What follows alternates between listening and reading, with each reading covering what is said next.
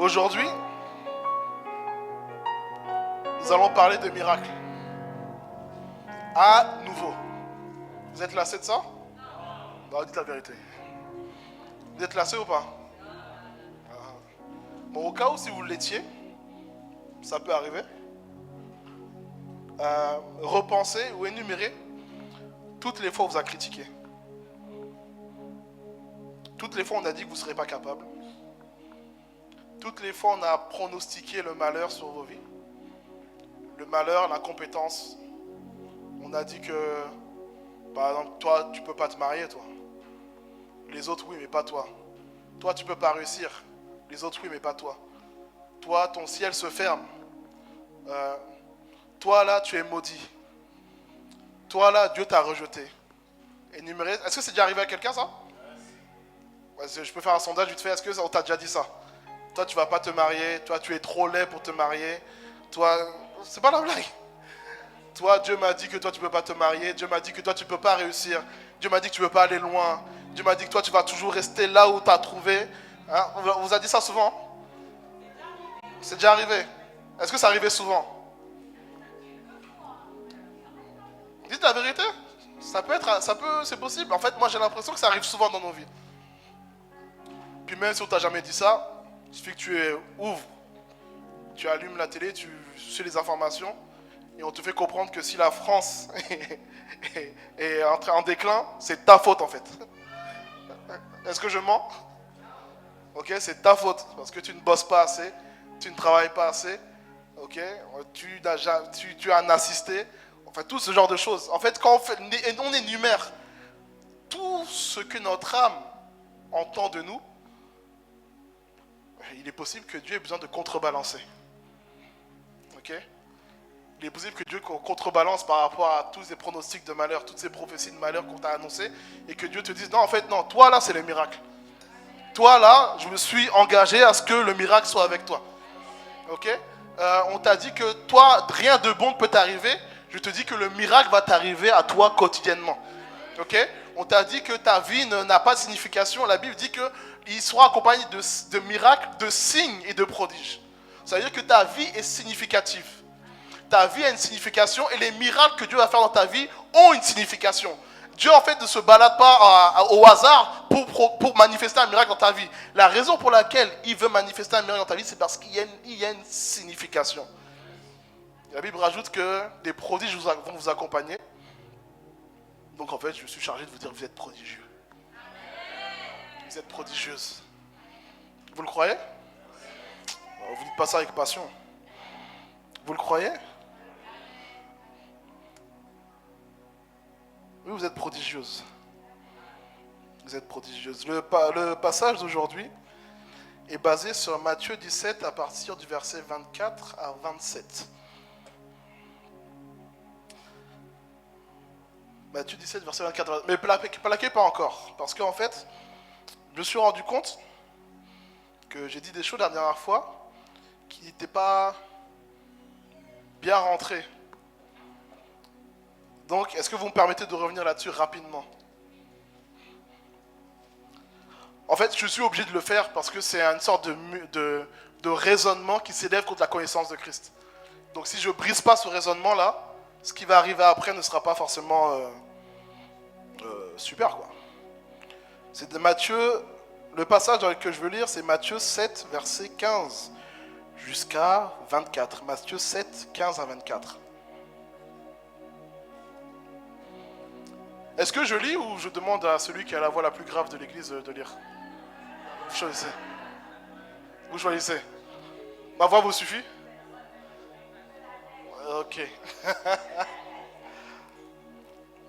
Nous sommes dans Matthieu 7, verset 15. La Bible dit: gardez-vous des faux prophètes, ils viennent à vous en vêtements de brebis, mais au-dedans ce sont des loups ravisseurs. Vous les reconnaîtrez à leurs fruits.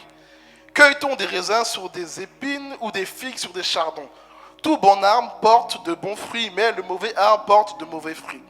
Un bon arbre ne peut porter de mauvais fruits ni un mauvais arbre porter de bons fruits. Tout arbre qui ne porte pas de bons fruits est coupé et jeté au feu. C'est donc à leurs fruits que vous les reconnaîtrez. Ceux qui me disent « Seigneur, Seigneur, n'entrerons-nous pas tous dans le royaume des cieux ?» mais celui-là qui fait la volonté de mon Père qui est dans les cieux. Plusieurs me diront en ces jours-là, Seigneur, Seigneur, n'avons-nous pas prophétisé en ton nom? C'est Jésus qui dit, plusieurs diront, pas plusieurs auront fait. N'avons-nous pas chassé des démons en ton nom? N'avons-nous pas fait beaucoup de miracles en ton nom? Alors je leur dirai ouvertement, je ne vous ai jamais connu, retirez-vous de moi, vous qui commettez l'iniquité. C'est pourquoi quiconque entend ces paroles que je dis et les met en pratique sera semblable à un homme prudent qui a bâti sa maison sur le roc. Et donc je me suis rendu compte que ce passage, enfin ce que j'avais expliqué, j'avais pas été assez virulent envers ces personnes qui disent Seigneur, Seigneur, qui disent Seigneur, Seigneur, n'avons-nous pas prophétisé en ton nom, par ton nom. J'ai envie d'être plus clair. Ces personnes-là ne sont pas chrétiens. Les gens disent souvent que des fois je parle mal. En fait, c'est pas vrai. Mais à eux, j'assume de leur parler mal. Eux, je leur parle mal. Pour quelle raison? Il y en a plusieurs. La première, si vous regardez bien, il rejette. Jésus est en train de séparer, en fait. Il met les personnes qui lui ressemblent avec lui, il se prépare à partir avec eux. Et ceux qui ne lui ressemblent pas, en fait, eux là, ils sont vraiment sur le point d'aller en enfer. Ok, c'est pas Jésus reviendra bientôt et puis il va faire le. Là, on y est, là. Ils y vont. Ils sont en train d'être escortés, un peu comme vous savez, quand on attrape quelqu'un, on envoie en garde à vue. Là, tu as mal fait, et là, pour de vrai, là, la prison arrive vers toi. Ils sont dans cette situation. Et ils parlent à Jésus, et ils remettent, la responsabilité de leur situation sur Jésus. Lisez bien. Ils disent, mais Seigneur, tu fais quoi? Tu fais quoi? Nous, on a fait ce qu'il fallait, soi-disant. Mais là, comment? En fait, ils sont en train de remettre la capacité de jugement en cause de Jésus-Christ. Ce qui est grave. De deux, on l'a dit tout à l'heure par rapport au salut. Il n'y a aucune œuvre que nous faisons qui nous permet d'accéder au salut. Donc ce qu'ils énumèrent là, ils sont en train de dire que, en fait, on n'a pas vraiment besoin de ton sang. On n'a pas vraiment besoin de ton sacrifice. On n'a pas vraiment besoin de ta croix. On n'a pas besoin de tout ça. En fait, je dis bien soi-disant, les soi-disant miracles qu'on a fait, normalement, devraient nous permettre d'entrer dans le royaume de Dieu. Les soi-disant guérisons qu'on a fait devraient nous permettre de rentrer dans le royaume de Dieu. Et puis les démons qu'on a chassés, soi-disant, devraient permettre de nous rendre l'accès au royaume de Dieu. Oui, je leur parle mal, ils ne sont pas chrétiens. La raison pour laquelle je peux être aussi virulent par rapport à ces personnes, c'est parce que ces paroles-là créent un doute auprès des personnes qui connaissent Jésus et qui manifestent le miraculeux. Ces personnes-là qui connaissent Jésus, qui vont manifester le miraculeux, à un moment donné, les personnes vont prendre ce passage et vont dire « Ouais, mais il manifeste le miracle, mais qui vous dit qu'il n'est pas rejeté en fait? Il manifeste le miracle, mais qui vous dit qu'il connaît Jésus? Est-ce qu'il est parfait ?» Et du coup, ces personnes qui manifestent le miracle, surtout dans une situation terrible, où en fait, ils font simplement ce que Jésus leur demande. En fait, ils sont même dans la doctrine. Parce que séparer Jésus du miracle, c'est pas doctrinal. C'est pas la doctrine, ça. Jésus, c'est le miracle. Il n'y a pas de miracle sans Jésus. Là où Jésus est, c'est le miracle. Ça, c'est la doctrine. On est d'accord? J'ai des bêtises? Ok? Maintenant, le trouble, là, en fait, on ne sait plus qui croire. Bon, normalement, en tant que chrétien, on devrait croire que Jésus. Mais par rapport à ce qui est dit, on ne sait plus trop qui croire. Est-ce qu'il serait possible de manifester un miracle sans connaître Jésus? Parce que Jésus dit, retirez-vous de moi, je ne vous ai jamais connu. Est-ce que dans la Bible, on a un exemple de quelqu'un qui a essayé de manifester un miracle sans connaître Jésus-Christ? On en a un dans Acte 19. Acte 19, verset 14. À partir du verset 13, la Bible dit « Quelques exorcistes juifs ambulants essayèrent d'invoquer sur ceux qui avaient des esprits malins le nom du Seigneur Jésus-Christ, en disant « Je vous conjure par Jésus que Paul prêche. » Ceux qui faisaient cela étaient 7 fils de Sheva, juifs, l'un des principaux sacrificateurs. L'esprit malin leur répondit « Je connais Jésus, je sais qui est Paul, mais vous là, qui êtes-vous » Et c'est la suite qui départage. Et l'homme dans lequel était l'esprit malin s'élança sur eux, se rendit maître de tous deux, et les maltraita de telle sorte qu'ils s'enfuirent de cette maison, nus et blessés. Donc, si je me base sur ce que la Bible dit dans Actes des Apôtres, il est impossible de faire un miracle sans connaître Jésus. Je suis aussi virulent contre eux parce que vous vous rendez compte que ce que le démon dit est plus intéressant que ce que eux disent. C'est la vérité.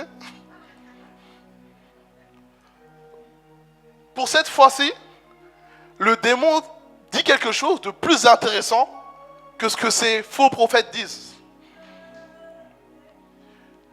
Les démons arrivent et disent « Je connais Jésus, je connais Paul, mais toi là, t'es qui? T'es qui pour me chasser en fait ?» Et donc, un des secrets du miracle, c'est juste de connaître Jésus. T'as pas besoin de faire des pratiques bizarres. T'as juste besoin d'assister à la ressemblance. T'as pas besoin de... je sais pas. T'as juste besoin d'assister à la ressemblance. Je ne suis pas en train d'opposer le miracle de l'enseignement. Je ne suis pas du tout en train de faire ça. Je suis en train de vous dire que l'enseignement de Jésus-Christ, c'est le miracle aussi. Le miracle, c'est aussi un enseignement. D'ailleurs, Dieu parle à son peuple aussi par le miracle. Quand il veut parler à son peuple, il va créer des miracles, il va provoquer des prodiges, des signes, pour le rapprocher, le peuple de lui. Amen. Donc, est-ce qu'on est d'accord quand même pour dire que ces gens-là, bon, ils disent qu'ils sont chrétiens, mais leur christianisme n'est pas très chrétien. On est d'accord pour ça? Et puis, il faut vous méfier des gens qui, dans le droit, lorsque quelqu'un est sur le point d'être jeté en prison et que la personne dit des choses, on se méfie souvent de ce qu'il est en train de dire ou des aveux. Pourquoi? Parce que la sentence qui arrive sur lui va lui faire dire tout et n'importe quoi pour éviter la sentence. C'est exactement ce que ces faux prophètes sont en train de faire. Amen. Ça passe? Je vous ennuie pas? Vous êtes sûr, hein? Bon, vous dites ça pour me faire plaisir, laissez. Laissez. Bon, maintenant on attaque le thème. Bon, je suis pas en dehors du thème, hein, je suis dans le miracle. L'extraordinaire dans l'ordinaire. Amen. C'est dans Matthieu 17, versets 24 à 27. Le livre de Matthieu a été écrit, on est sûr qu'il a été écrit par un juif. La manière dont la personne connaît les traditions juives, connaît les promesses réservées aux juifs, on est sûr qu'il a été écrit par un juif. La tradition dit qu'il aurait été écrit par l'apôtre Matthieu. Heureux hasard, collecteur d'impôts. On va parler des impôts aujourd'hui. Il a été écrit par Matthieu et c'est l'évangile des 4 qui est le plus complet concernant la vie de Jésus-Christ. On a vraiment l'étendue complète de la vie de Jésus. Contrairement au livre de Marc, par exemple, le livre de Marc, il n'y a pas beaucoup de discours. Marc, il est seulement dans le miracle. Il est seulement dans l'action. Okay? Et dans le livre de Matthieu, on voit que d'abord, on parle de la généalogie. Okay? Après, on parle aussi du miracle, mais on parle aussi des discours. Et puis, on parle aussi du royaume de Dieu. On parle beaucoup du royaume messianique. Okay? Matthieu a pour but de présenter Jésus-Christ comme le roi qu'Israël attendait. comme le fils d'Abraham, le fils de David, le Messie qu'Israël attendait, le Messie qui va accomplir les prophéties qui ont été annoncées, qui ont été promises. Celui qui va manifester toutes ces promesses-là qu'Israël attendait depuis. Lorsque on voit le livre, il est en 2 parties. Les premiers 12 chapitres, en fait, l'auteur prend le temps de montrer comment Jésus-Christ a été présenté au peuple. Ok, voici votre Messie que vous attendiez. Voici l'agneau de Dieu que vous attendiez. Voici, c'est lui, c'est lui. Et on voit qu'il y a une bascule à partir du chapitre 13 jusqu'à la fin. À partir du chapitre 13 jusqu'à la fin, on voit le service du roi qui est rejeté cette fois-ci. À partir du chapitre 13, en fait, Jésus est rejeté par les chefs religieux. Jésus est rejeté par une partie de son peuple. Et la partie dans laquelle on est, c'est dans la partie où Jésus est rejeté. Matthieu 17, versets 24 à 27. Je vais le lire. Ils se rendirent à Capernaum. Là, les agents chargés de percevoir l'impôt pour le temple vinrent trouver Pierre et lui demandèrent « Votre maître ne paie-t-il pas l'impôt du temple ?» « Si, répondit-il, il le paie. » Quand Pierre fut entré dans la maison, Jésus, prenant les devants, lui demanda « Qu'en penses-tu, Simon? Qui est-ce qui paie les taxes et les impôts au roi de la terre? Les fils ou les étrangers? » « Les étrangers, répondit Pierre. Donc, reprit Jésus, les fils n'ont rien à payer. Toutefois, ne semons pas le trouble chez ces gens.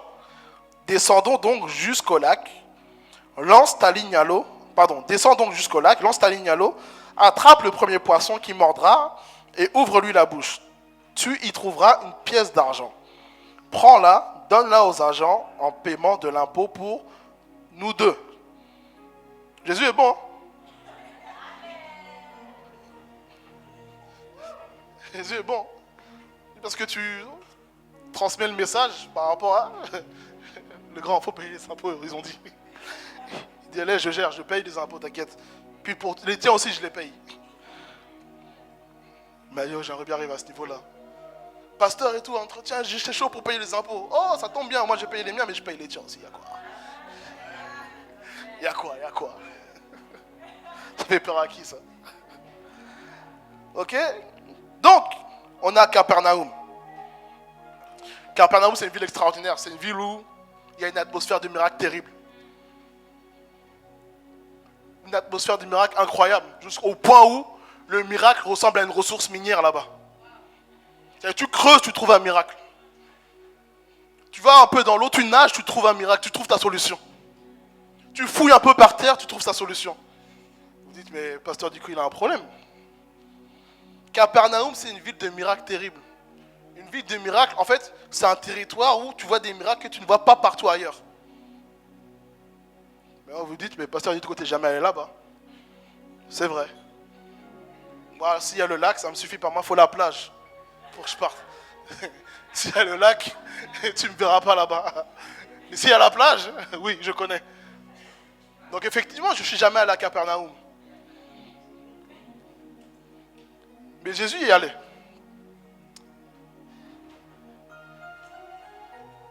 Et comment je sais que c'est une ville de miracles? Parce qu'en allant dans Matthieu 11, il y a un nombre de villes à qui Jésus fait des reproches. Dans Matthieu 11, il dit, alors il se mit à faire des reproches aux villes dans lesquelles il avait eu lieu la plupart de ces miracles, parce qu'elles ne s'étaient pas repenties. Malheur à toi, Chorazin, malheur à toi, Bethsaïda, car si les miracles qui ont été faits au milieu de vous avaient été faits dans Tyr et dans Sidon, il y a longtemps qu'elles se seraient repenties en prenant le sac et la cendre. C'est pourquoi je vous le dis, le jour du jugement, Tyr et Sidon seront traités moins rigoureusement que vous. Et toi, Capernaum, seras-tu élevé jusqu'au ciel? Non, tu seras abaissé jusqu'au séjour des morts. Car si les miracles qui ont été faits au milieu de toi avaient été faits dans Sodome, elles subsisteraient encore aujourd'hui. C'est pourquoi je vous le dis, au jour du jugement, le pays de Sodome sera traité moins rigoureusement que toi, Capernaum. C'est-à-dire que les miracles qu'ils ont vus auraient pu sauver Sodome. Les miracles auxquels ils ont assisté auraient pu délivrer Sodome. C'est-à-dire que si les miracles avaient eu lieu là, Dieu ne serait pas descendu pour taper Sodome. Le feu ne serait pas descendu. Si les miracles que Capernaum a vus étaient arrivés là-bas, Sodome subsisterait encore aujourd'hui. Et aujourd'hui, hein. Là, ça, on pourrait visiter Sodome tranquille.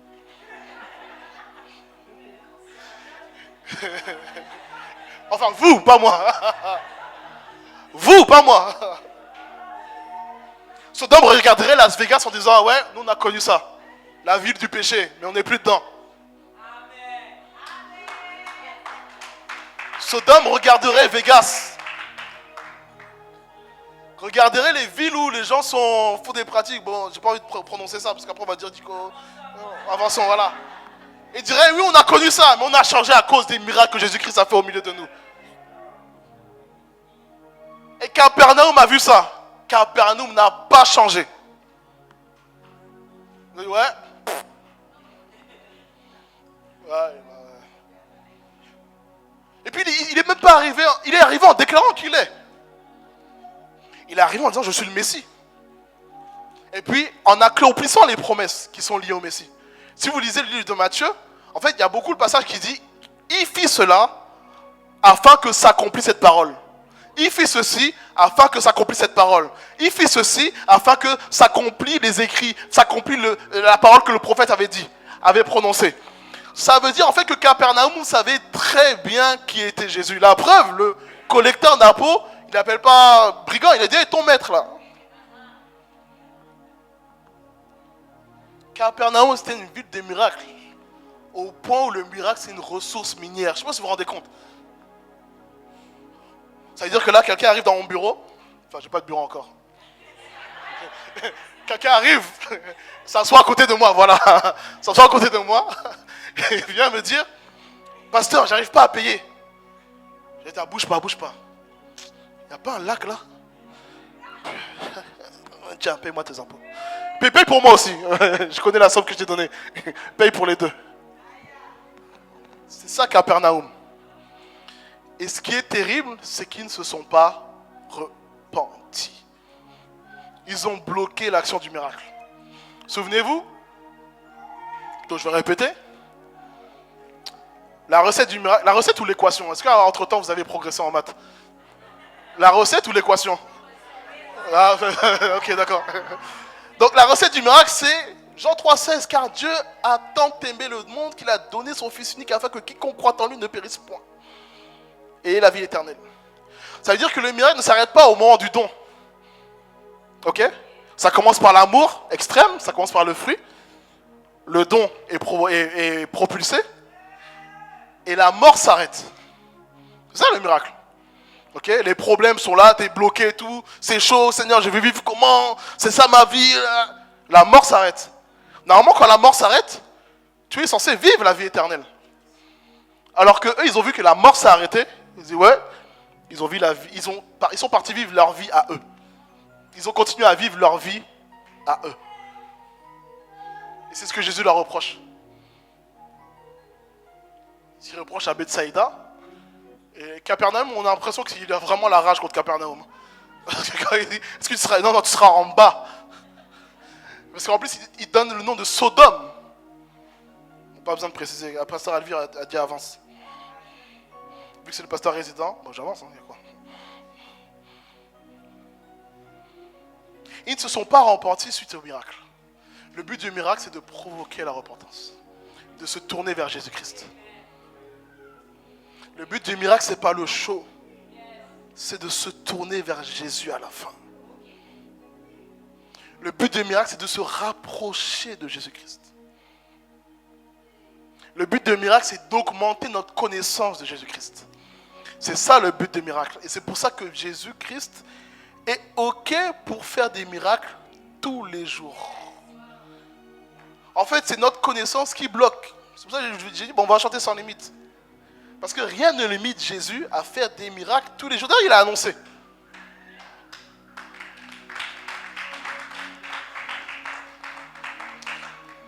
C'est comme si, en fin 2024, le miracle, pour Providence, s'était approché de Jésus.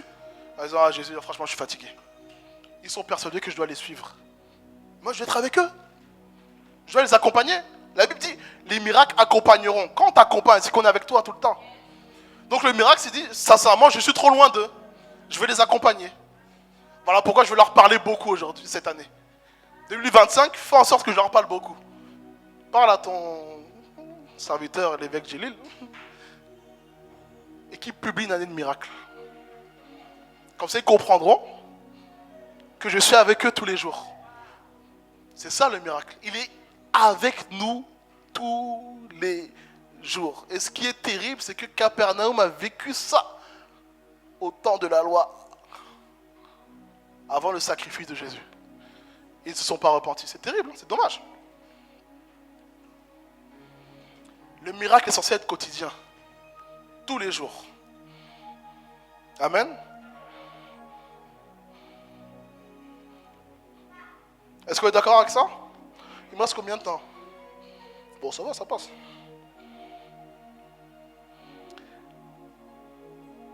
Et donc, ils vivent une atmosphère de miracle, mais sans repentance. Et c'est compliqué, c'est frustrant pour lui. Parce qu'il a été chez lui, le problème chez lui, c'est qu'il y avait une atmosphère d'incrédulité. Donc il a pu faire que peu de miracles. Il a quand même fait des miracles, mais il en a fait peu. Là, les miracles sont à foison. Mais personne ne se repent. Dans sa pleine connaissance, il dit, mon Dieu, je connais Sodome. Vu que je suis omniprésent, omnitemporel, j'étais là-bas aussi, j'étais pas d'accord, hein, mais j'étais là-bas aussi. Si j'avais fait ça au milieu de Sodome, ils auraient changé. Comment est-ce qu'ils peuvent rester comme ça? Donc il prononce une malédiction sur eux. Mais Jésus tel qu'il est, il prononce une malédiction sur eux en Matthieu 7, et puis il revient en 17. C'est normal que les gens ils arrachent contre lui. T'as prononcé une malédiction sur la ville. C'est normal que les gens veulent ta peau après. C'est logique. Et vous savez, j'ai déjà rencontré des gens qui vous en veulent, mais ils n'ont pas le courage de vous affronter frontalement. Donc ils vont passer par des moyens, on va dire légaux pour ce cas-là, des moyens polis, ok, pour s'en prendre à vous. Parce que Jésus, je répète, hein, Jésus c'est pas un chef religieux, c'est un roi. Quand il se balade, il a la réputation du roi d'Israël.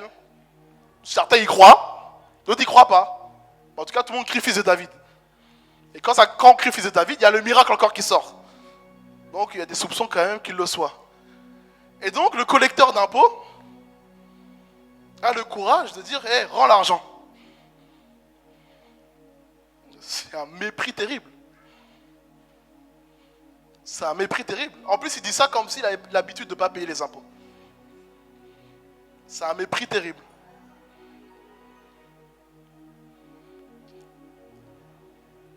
Et puis, il n'a pas le courage de dire à Jésus. Hein. Il dit à Pierre, parce qu'on ne sait jamais, parce que Jésus, il a quand même un fouet avec lui.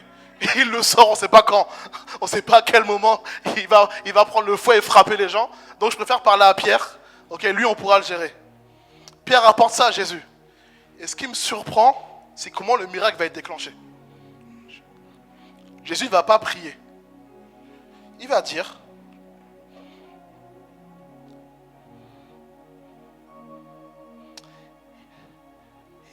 alors attendez que je retrouve bien le verset. Je ne vais pas dire des bêtises. Voilà. En fait, Jésus explique à Pierre, mais tu ne trouves pas que leur comportement est bizarre envers moi? Bon, toutefois, ne semons pas le trouble chez ces gens. Descends donc jusqu'au lac, lance ta ligne à l'eau, attrape le premier poisson qui mordra et ouvre-lui la bouche, tu y trouveras une pièce d'argent. Ce qui a déclenché le miracle, c'est le fait de rester en paix.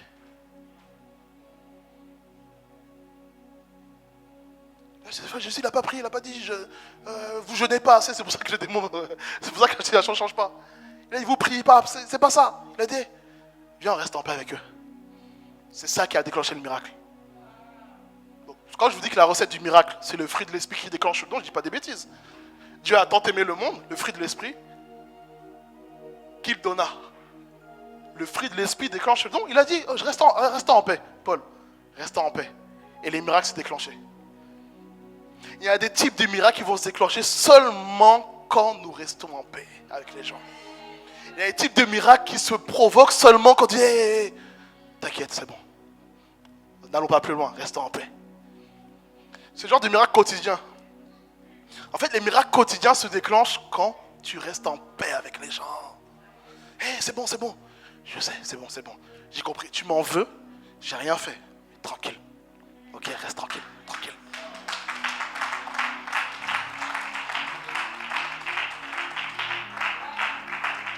Jésus reste en paix, il est capable de prendre le fouet. Hein. C'est pour ça que quand vous provoquez des gens et que les gens ne répondent pas, c'est pas parce qu'ils sont faibles. Je vous assure, c'est pas parce qu'ils sont faibles. Quand vous provoquez des chrétiens, parce que les autres c'est parce qu'ils sont faibles. Quand ils ne sont pas chrétiens, c'est la faiblesse. Quand tu es chrétien et que tu provoques la personne, et des fois il y a des personnes qui prennent plaisir à te provoquer en voyant que tu ne réponds pas. C'est pas parce que nous sommes faibles. Parce qu'on veut la paix. En fait, le roi que nous servons, le Messie, une des promesses, une des descriptions qui est donnée à Israël, c'est dans Ésaïe. On l'appellera admirable, conseiller, Dieu puissant, Père éternel, prince de la paix. Pas prince du palabre, pas la prince des disputes, pas prince des Congossas, prince de la paix. Prince de la paix. C'est notre Seigneur, donc nous aussi nous devons être des ambassadeurs de paix. Nous aussi, nous sommes des princes de la paix. Nous avons hérité de lui. Nous sommes aussi des princes de la paix. Il y a des miracles qui se déclenchent seulement dans la paix. En fait, comme on disait, les miracles se déclenchent à la ressemblance de Jésus-Christ, n'est-ce pas? Ok. Qu'est-ce que la Bible dit? Faisons-le un homme à notre image et à notre ressemblance, afin qu'il domine, n'est-ce pas? Et les théologiens on décrit, ou plutôt on trouvait qu'il y a 3 types de ressemblances qui sont complémentaires. Il n'y en a pas une qui est plus haute que l'autre, les 3 sont complémentaires. La première ressemblance que je vais énumérer, c'est la ressemblance fonctionnelle. Ok?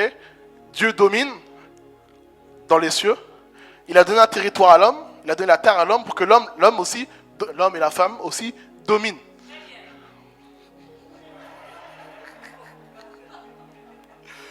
Pour que l'homme et la femme aussi dominent. Et donc ça, c'est la ressemblance fonctionnelle. Ok? Dieu fonctionne comme ça dans les cieux. C'est ici-bas qu'on doit fonctionner de la même manière. N'est-ce pas? Donc ça, c'est la ressemblance fonctionnelle. Et donc c'est ça, en fait, que quand on vous dit, prends autorité. Tu n'es pas n'importe qui. Tu es un prince du royaume. Tu es une princesse du royaume. Tu es assis dans les lieux célestes avec Jésus-Christ. C'est ça. Ok? Ressemblance fonctionnelle.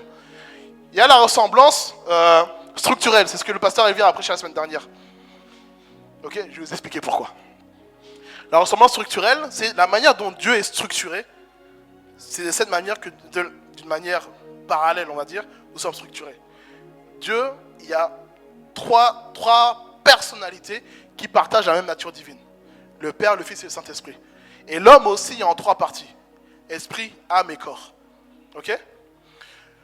Le souci, c'est qu'il faut que notre ressemblance, en fait, respecte les règles que Dieu a établies. C'est-à-dire l'esprit au-dessus, l'âme et le corps. C'est pour ça qu'il faut jeûner et prier. Pour appeler à l'âme, garde la structure que Dieu nous a donnée. Garde la structure là. Garde l'esprit en haut. L'âme, toi, tu es en dessous en 2e. Et le corps est en 3e. C'est pour ça qu'il y a des démons qui ne partent que par la prière et le jeûne. En fait, qui ne partent que si tu as respecté la ressemblance structurelle. Okay? Si tu as l'habitude que ton âme prenne le pas sur l'esprit, ça va être compliqué de chasser. Et puis Jésus va s'en prendre à toi. Jusqu'à quand je vais rester là, avec vous? Jusqu'à quand je vais rester avec vous? Puis c'est le même Jésus qui dit, je serai avec vous jusqu'à la fin des temps. Je comprends plus. C'est dire avec respect, mais des fois on n'arrive pas dessus. Donc ça c'est la ressemblance structurelle. Et il y a une dernière ressemblance, la ressemblance relationnelle. Dans la ressemblance relationnelle, en fait, c'est que les théologiens disent que Dieu va créer l'homme et la femme et que dans leur rapport, il faut qu'il y ait Dieu au milieu. Dans leur rapport, il faut que leur rapport ressemble à Jésus-Christ. ressemble à Dieu. En fait, dans le rapport, il faut qu'il y ait la paix. Amen. Et là, il y a aussi la puissance de Dieu qui se libère. La puissance de Dieu se libère dans la fonctionnalité, dans la structure et aussi dans les relations. Je mens pas, c'est ce que j'ai dit. J'ai dit, il n'a pas prié. Il a dit, hey, Pierre, s'efface. Range-moi ton couteau. Tu vas faire quoi? Jusqu'à présent, tu as encore ton couteau. Range-moi ça. Laisse. Calme-toi. Je vais payer pour moi et pour toi aussi. Calme-toi. Reste en paix. Le miracle, la puissance de Dieu est censée procurer la paix ensuite. La puissance de Dieu ne procure pas le trouble chez les enfants de Dieu. La puissance de Dieu procure la paix. Tu peux te questionner, tu peux être surpris. Mais en vrai, ça procure la paix. Et c'est ce genre de miracle quotidien auquel nous sommes appelés. Les miracles qui procurent la paix. C'est ça le miracle quotidien. Parce qu'en vrai, tous les jours, tu as envie d'être en paix, non? La vie est douce quand tu es en paix. N'est-ce pas? Tu arrives, tu rentres à la maison. Pour ceux qui sont hommes, ils rentrent dans le même foyer avec une femme. Puis c'est la paix dans le foyer. C'est tout. Puis les enfants et tout, jump dans tes bras. Papa, tu as manqué. C'est tout. C'est ça. Il y a des miracles. Il y a une portion de miracles que Dieu a prévu pour que nous soyons en paix. Quotidiennement, tous les jours. Et pour ça, là, bon, je ne vais pas dire que tu n'as pas besoin de jeûner, puisque le pasteur Elvire va se fâcher. Pour ça, tu as juste besoin d'être en bonne relation avec les autres. Tu as juste besoin de considérer la créature que Dieu a créée dans la vie de ton prochain. Tu as juste besoin d'aimer ton prochain comme toi-même. C'est pas compliqué. Tu n'as pas besoin de beaucoup prier. Juste aime ton prochain. Sois en paix avec lui. Et ces miracles vont se manifester. Sois en paix avec lui. Et ces miracles quotidiens sans forcer. Vous vous rendez compte? Moi j'aimerais ça. Tu as une facture qui arrive. J'envoie à mon fils. Et Java, fouille un peu. Et ramène-moi l'argent qu'il y a. Ça là, c'est les miracles de la paix. Amen. Amen. On est béni? C'est bon? Ok, est-ce qu'on peut se lever dans ce cas-là et prier?